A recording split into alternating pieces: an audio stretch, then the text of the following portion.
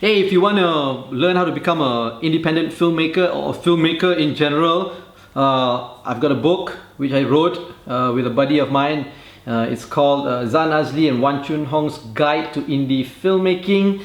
You can actually buy it off of here. I'm going to put the link down here at my website, fatbidin.com. It's only a couple of ringgit, and it's really good because it has many different chapters, the process of filmmaking, and each chapter I interview a Malaysian filmmaker who gives advice and tips of from their experience. So yeah, yay, link is down here. Yay.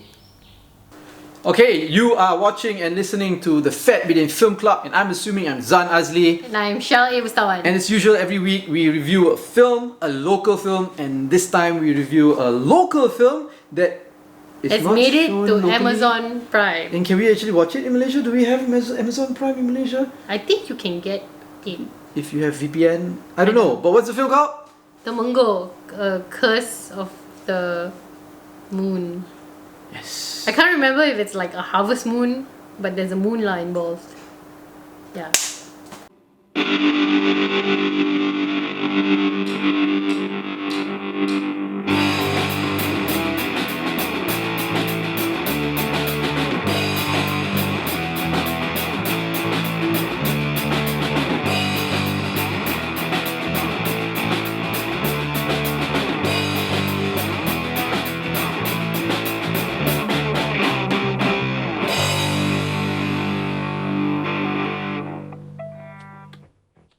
Alright. Okay, so we haven't been around for a long time. No, we have been around. It's just that you haven't seen our reviews in a long time. Why? Because of the RMCO. It's hard to go watch films, lah. Yes. Asshole. But yeah, you know. The only local film, well, not the only local film, the first local film that premiered in the cinema after the MCO was a film that we had already reviewed. Before the MCO. Before the MCO. Which was Raw. And then we released a movie that we had also went to the premiere for before the MCO called what? Eye on the Ball, about the blind football team. First, yeah, which is now on Astro reviewed. First. We reviewed it before the MCO. Yes. And then we held on to it, waiting for it to be released. And then it was released on Astro First. It wasn't released in the cinemas after that. It was released on Astro First, and then we reviewed it. And then after that, we don't know what to watch already. Yeah. And to review or whatever because. But now we're back because it seems like the Malaysian film industry is slowly getting releases theatrically. So that's good. That's good. Yeah. So movies are coming out. We're gonna go catch a movie in the cinema this week. Yes. But now we're gonna review this movie lah, Temenggor lah. Temenggor. So a little bit of context of how we got to review Temenggor is because Temenggor is made by the Azizuddin brothers of Fisk Productions. Yep. That also made Soraya, which we reviewed. We reviewed it several months ago. Yes, and if you have seen that review or you can watch it again, we mentioned that they are very nice boys, guys, men. They're young. They're very nice. They're young boys. People. Are they young They're men very or boys? nice people. He, she. Do they refer to themselves as they? Do we say they? Okay. Anyway. Wait, yeah, they because it's the two of them, plural. So yes, so they are very nice. They are very nice people who sent us an email, letting us watch the film. So thank you so much. They gave us a link for us to review. Watch the film. Thank you. We felt very privileged. Yes. Yeah. But he generally feels very privileged anyway. I don't feel privileged. I know. I know. See, people who are privileged don't know anything. They just have this sense. No, that's not true. They don't know that they're privileged, but they just go about having this really like confidence. Yeah, that's not how I am, right? Okay. Malay in Malaysia, back you know. to the Azizuddin brothers. Malay male in Malaysia. Back to the Azizuddin brothers. Yeah. And their film Temenggor. They're Malay and male. Males. Males. Yeah. Okay, so Temenggor is a film that Suraya was done last year. Was it end of last year, early this year? Early this year. Oh god, I can't remember. It's all a blur after the MCO. Yeah. But it was released in the cinemas. MCO. Yeah, it was released in the cinemas, and we watched the film. They're young filmmakers.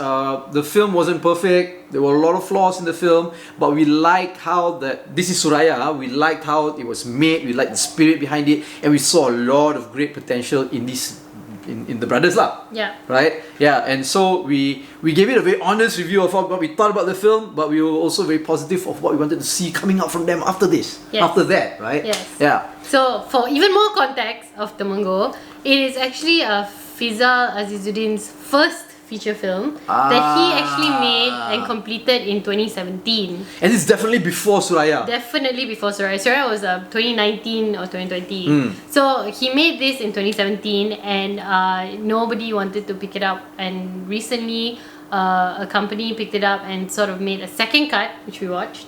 A second cut of the film that has then been picked up by Amazon Prime. I start this review by saying that Fizal Azizuddin himself, Faisal, has mentioned in an interview that he can also see the flaws in the film because back then he was a rookie filmmaker and now he's already made 2 feature films. One that has already been released and one that is going to be released. Technically, if you count Temenggor, it's 3 feature films lah, ish. Yeah. So well, I'm gonna start by putting that out there, okay? That Temenggor was won the Kuman Feature Film Challenge also. Yes. With another film. So then there's gonna be another film. Great. Yeah. So Temenggor is his very first feature film that was made 3 years ago. With that in mind, this is what the film is about. The film is set in the Srivijaya time. Yeah, but it's fictional, of course. It's a fictional film about a tribe that is on the brink of extinction, that then is cursed. Okay, so it centers around basically the villagers of the tribe, the village leader, and then there's a gatherer or hero or villager who's in love with the village leader's daughter, and then there's a dukun, and then it turns out the village leader is married to a woman who sort of wants to, I guess, take over, and then there's like this like buff kind of warrior dude who's supposed to marry the village leader's daughter, and so there's all these things like going on basically, and it all centers around that and also around this curse. And do keep in mind also Srivijaya this ancient time was before Islam came to our land, our part of the world, and all that lah. It's also before the British, but way before the British lah. But this entire film is in English. Yeah, no.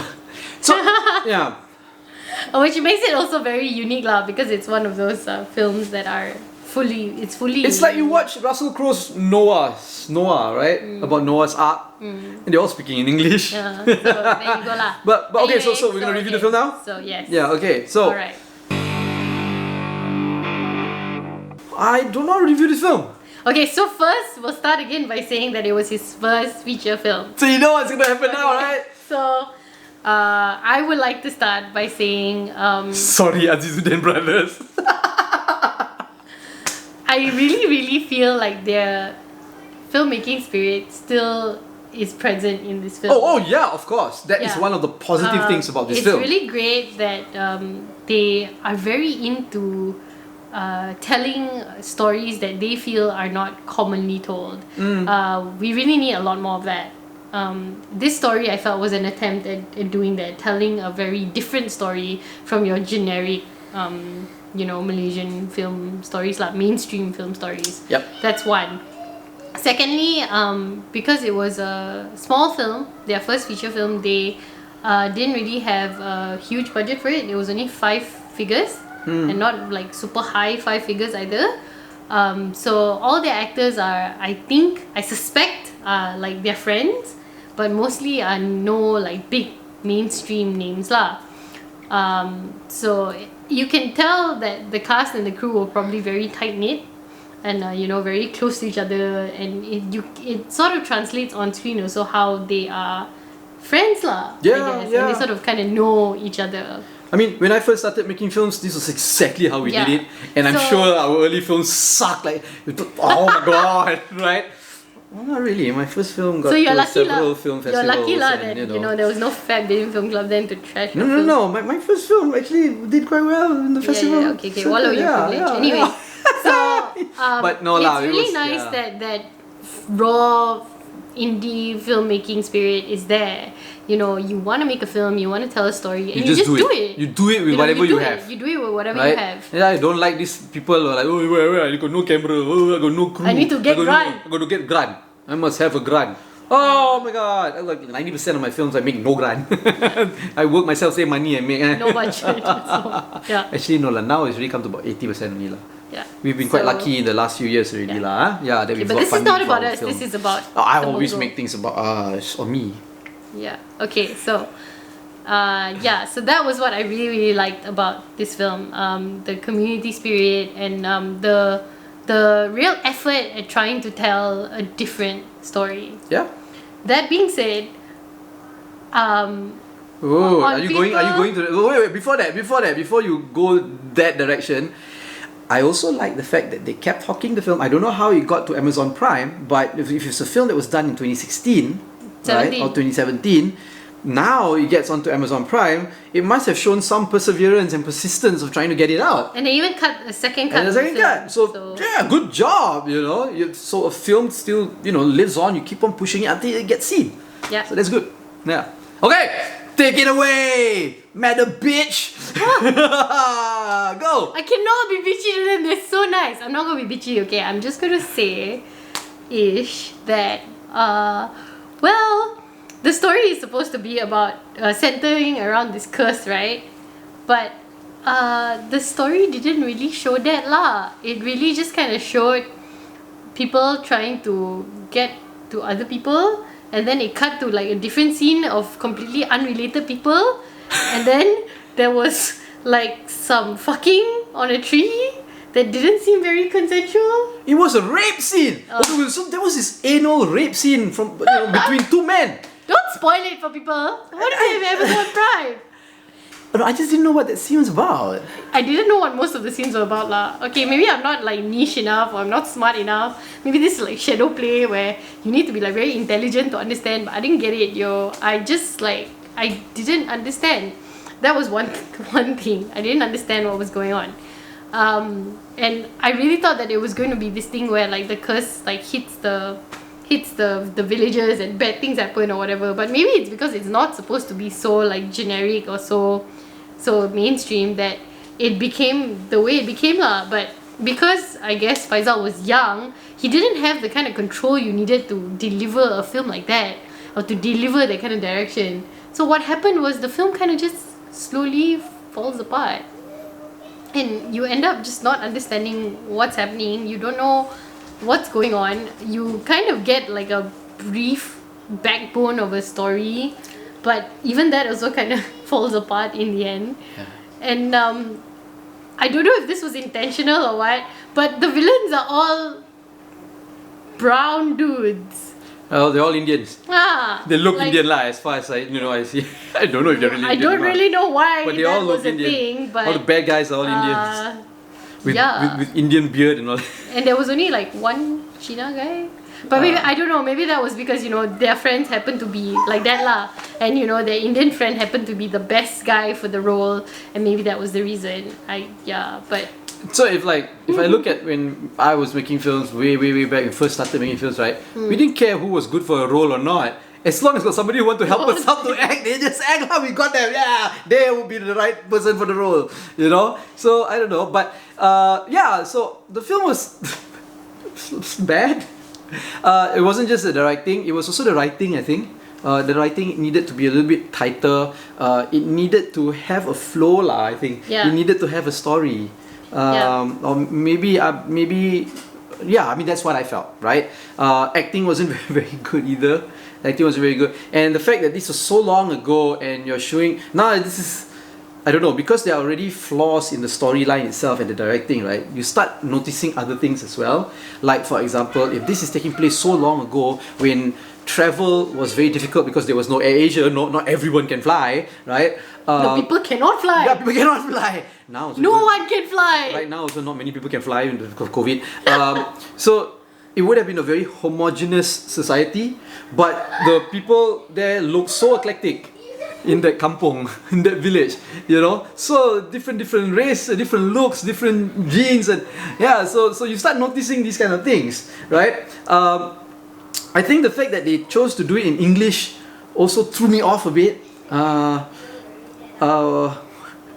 Some of them were speaking in with an American accent, and then Varying types of some of them English, were basically. some of them were speaking in a British accent. Some of them were speaking like Malaysians trying to sound like we're having American accent, and other people were trying to be like some of them. Then other people sounded like Malaysians who were trying to have a British accent. So it threw me off a little bit.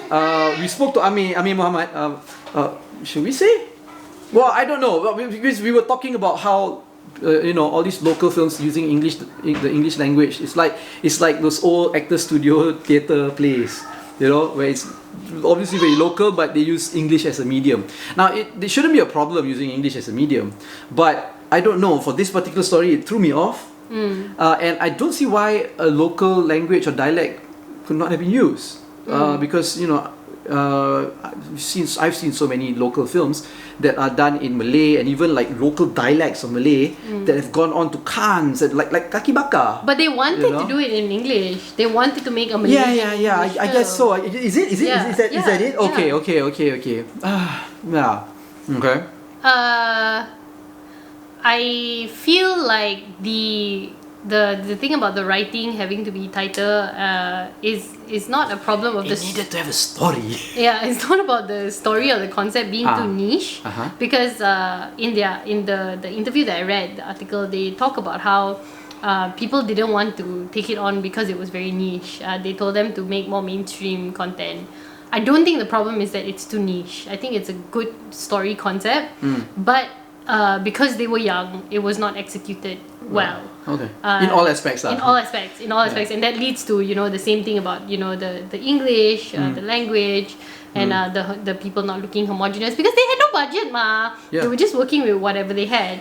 So in hindsight, also we cannot really look at this film as a feature film with a mainstream budget that was released in a mainstream way. You have to look at it as an indie film that was made, an indie feature film that was made in that kind of circumstance to me. Well, I have to disagree with that because I feel that whatever it is, if it's a film, it's a film. When it's done, it's done. The final product gets judged. True. The final product gets evaluated. You enjoy the final product.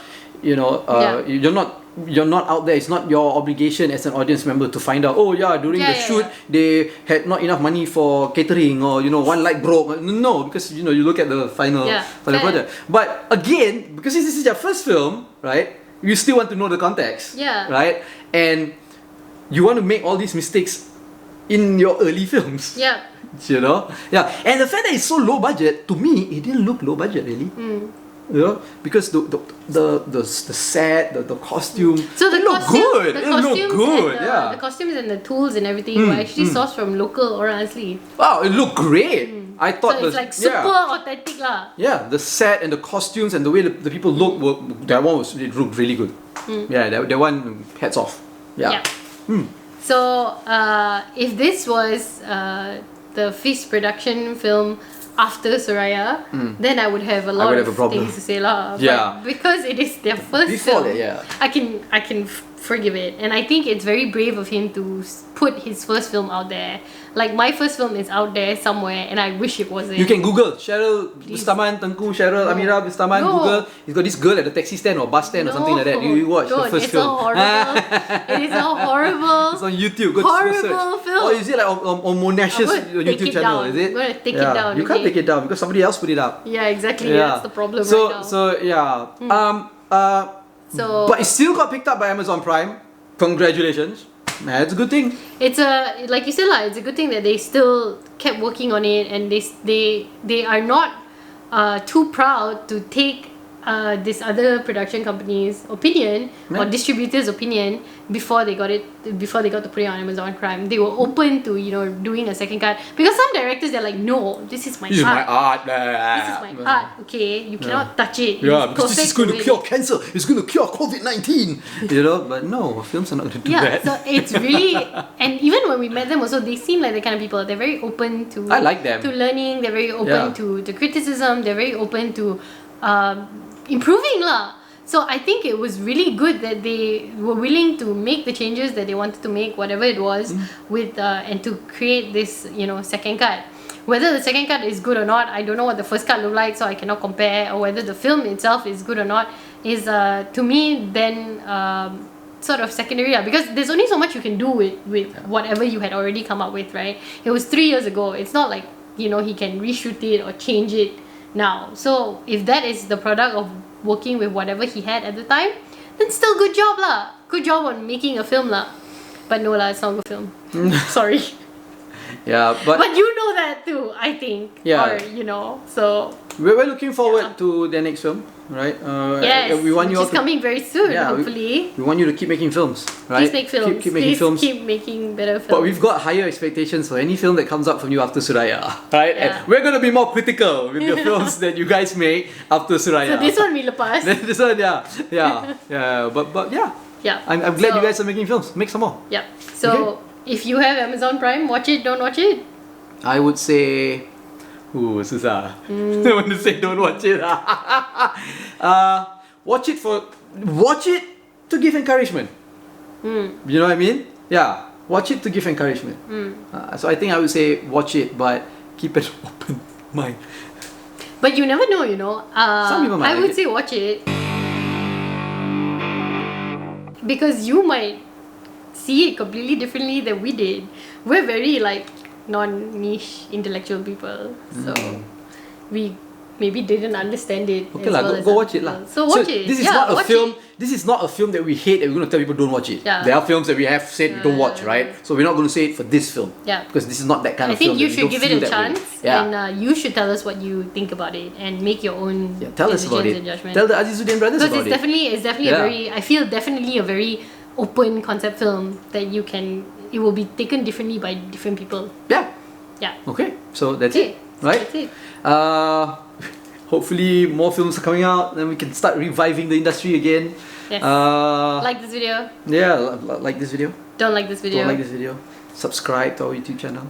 Follow us on all our social media platforms at Fat Bidin, or go to fatbidin.com to get everything. I'm assuming I'm Zan Azli. I'm Shali Mustawan. Hey, we're back.